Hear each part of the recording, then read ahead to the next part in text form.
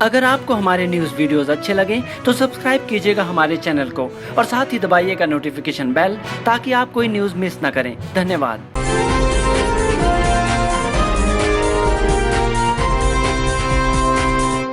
End game, end game, end game. पहली बार cinema का इतिहास में ऐसा हो रहा है कि एक फिल्म पूरे विश्व में लगभग एक जैसी ही हिट हो रही है। क्या भारत, क्या ऑस्ट्रेलिया, क्या न्यूजीलैंड और क्या चाइना। सिनेमा प्रेमी थिएटर्स में एंड गेम देखने के लिए ऐसे टूट रहे हैं जैसे उनमें उन्हीं के देश के सुपरस्टार्स हों।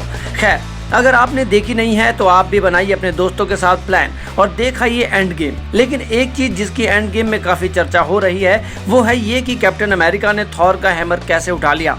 अगर आपने एवेंजर्स सीरीज की पहली फिल्में देखी होंगी तो आपको पता होगा कि थॉर का हैमर उठाना तो थॉर के बस की ही बात है, लेकिन फिर कैप्टन अमेरिका ने ऐसा कैसे कर दिखाया। तो आइए हम आपको बताते हैं कि ऐसा कैसे हुआ। आपको मालूम ही होगा कि थॉर का हैमर म्योल्निर में दो तरह की खास बातें हैं। पहली कि इसे वही उठा सकता है जो इसका सही मायने में हकदार हो और सच्चा हो। दूसरा, जो कोई भी इसे उठा पाता है वो इसकी सच्ची शक्तियों का भी हकदार हो जाता है। तो कैप्टन अमेरिका इसका हकदार कैसे हुआ, चलिए इसके लिए थॉर फिल्मों की तरफ थोड़ा सा आपको लिए चलते हैं। 2011 में आई थॉर में आपने देखा होगा कि थॉर एक जंग छेड़ता है जिसमें लाखों लोगों की जान भी जा सकती थी, इसलिए वो एसगार्ड की गद्दी के लायक नहीं होता। वो सिर्फ अपने गर्व के लिए जंग लड़ता है और इसलिए उससे उसकी शक्तियां छिन जाती हैं। लेकिन अंत में वो अपने लोगों के लिए अपने आप तक को कुर्बान करने को तैयार हो जाता है और इसलिए उसकी शक्तियां उसे मिल जाती है। हैमर की शक्तियां किसी भी व्यक्ति की दूसरों के लिए खड़े होने पर भी निर्भर करती है, चाहे इसमें उसकी जान ही क्यों न चली जाए।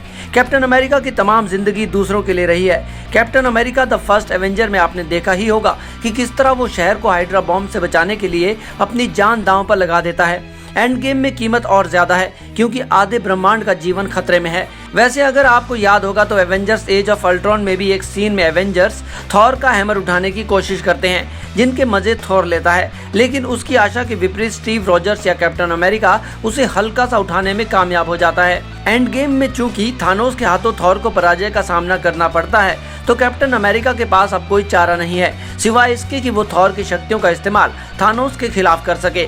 वैसे आपको बता दें कि एंड गेम अभी तक 6000 करोड़ का बिजनेस विश्व भर में कर चुकी है।